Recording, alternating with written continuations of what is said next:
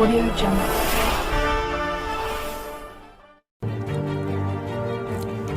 केंद्र में ईडब्ल्यूएस आरक्षण में सरलीकरण के लिए दिया धरना।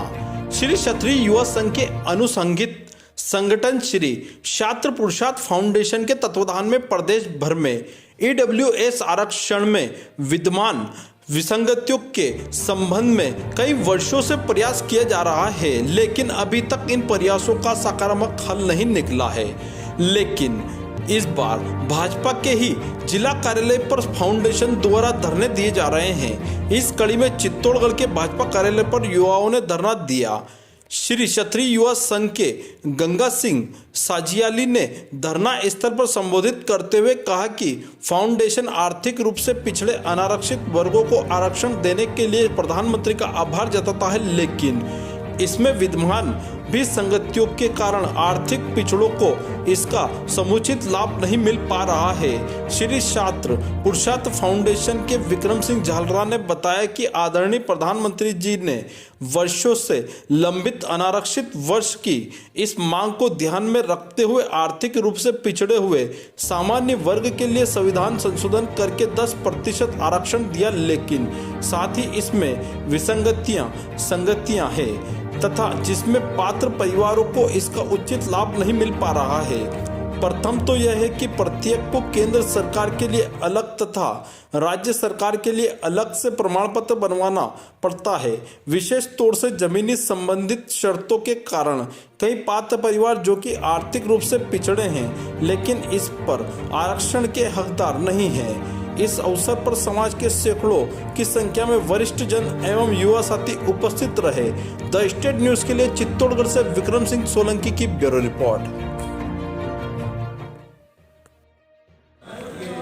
ज्ञापन जो हमको प्राप्त हुआ है उसको उचित स्थान पर उचित माध्यम से आपकी बात को, आपकी भावनाओं को हम ऊपर पहुँचाएंगे। जो भी विसंगतियाँ इस रिजर्वेशन के दौरान सामने आई है, जो आप लोगों ने ध्यान दिलाई है, उन विसंगतियों को दूर करने के लिए हम सरकार तक अपना भी आग्रह उनसे पहुँचाएंगे। धन्यवाद।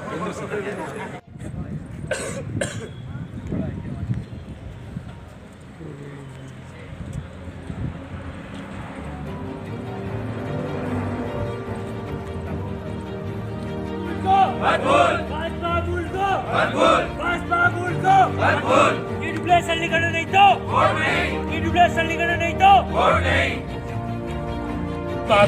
उस पर अपन जो आज धरना दे रहे हैं और ये सभी राजस्थान के सभी बीजेपी कार्यालयों पर अपन छात्र पुरुषार्थ फाउंडेशन के तत्वाधान में दे रहे हैं। उसी क्रम में आज अपन चित्तौड़ में भी इकट्ठे हुए हैं। आरक्षण के मामले में सबसे पहले तो बात है कि आजकल आरक्षण पहले फायदे के लिए रखा गया था, पर अब इसका नुकसान होने लग गया। गरीब कोई भी हो सकता है, चाहे वो ब्राह्मण हो, चाहे राजपूत हो, चाहे किसी का भी हो। पहली बात तो आरक्षण होना ही आर्थिक आधार पर चाहिए। उसके बाद अगर आपने ये होगा तो ये होगा, ये होगा तो ये होगा, इस तरह की अगर कई तरह की ये अगर ऑब्स्टिकल खड़े कर दिए तो उसका जो आरक्षण है उसका सही फायदा नहीं हो मिल पाएगा। तो जो राजस्थान सरकार, जिनको कि ये बीजेपी वाले ये कहते हैं कि वो काम की नहीं थी, कांग्रेस सरकार काम करने वाली नहीं थी, पर मैं ये इस मामले में ये कह सकते हैं कि कांग्रेस सरकार ने अच्छा काम किया था कि उन्होंने सभी तरह के जो भी ऑब्स्टिकल थे उनको दूर करने का प्रयास किया। मोदी जी एक सदी के एक देखा जाए तो बहुत ही पावरफुल नेता है, जनप्रिय नेता है, बहुत ही लोगों की नब्ज को पहचानने वाले नेता हैं।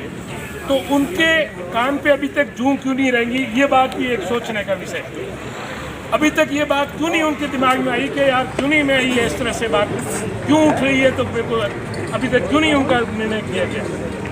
तो गांव में है तो 2000 स्क्वायर फीट मकान है, तो ऐसी कई शर्तें लगाई, तो उन शर्तों के उलझन में ईडब्ल्यूएस आरक्षण को वास्तविक जो पीड़ित है उनको मिल नहीं पा रहा, क्योंकि सामान्यतः हम गांव में रहते हैं और गांव में हमारे मकान की लंबाई चौड़ाई 2000 स्क्वायर फीट कोई बड़ी बात नहीं है। हर गरीब से गरीब आदमी के पास भी एक बाड़ा मिल जाता है। तो उन शर्तों के अधीन रहते हुए ये सर्टिफिकेट बन नहीं रहा और केंद्र सरकार की नौकरियां मिल नहीं रही। पूरे चित्तौड़ जिलों की भी अगर संख्या गिने तो 1000 या 700 के आसपास हजवी राजनीतिक गरीब, जबकि हम लाखों की तादाद में जर्नल हैं। तकरीबन 10 लाख से अधिक जर्नल के रहते हैं, राजपूत, ब्राह्मण, बनिया, जो भी जर्नल वर्ग आता है, सिंधी, कायम खानी, ये सब जो वर्ग है, इन सब वर्गों के लेके तकरीबन 55% आबादी की है और उस आबादी को रिजर्वेशन दिया, पर इस रिजर्वेशन को न के बराबर फायदा मिला। क्षत्रिय उपसंघ का आनुषंगिक संगठन है छात्र पुरुषार्थ फाउंडेशन, विगत 4 वर्षों से ये निरंतर इस लड़ाई को लड़ रहा है। चाहे पिछले जो भी पंचायत इलेक्शन हुआ उसमें बात रखी, अभी विधानसभा से पहले उसके तहत आदरणीय प्रधानमंत्री श्री नरेंद्र जी मोदी ने जो EWS का आरक्षण लागू किया, इसके लिए वो बहुत धन्यवाद के पात्र हैं कि उन्होंने स्वर्ण जाति में पिछड़ों को आगे बढ़ाने के तहत उनको सहयोग करने के लिए EWS का आरक्षण लागू किया। निश्चित रूप से वो धन्यवाद के पात्र हैं और उन्होंने हमारी बात को सुनी, लेकिन उस आरक्षण में उस विसंगतियां हैं, उन विसंगतियों को दूर नहीं किया जाए तो ये जो आरक्षण हमारे ऊपर जो लागू किया है, इसका जिसको वास्तव में ज़रूरत है उसको इसका लाभ नहीं मिल रहा है।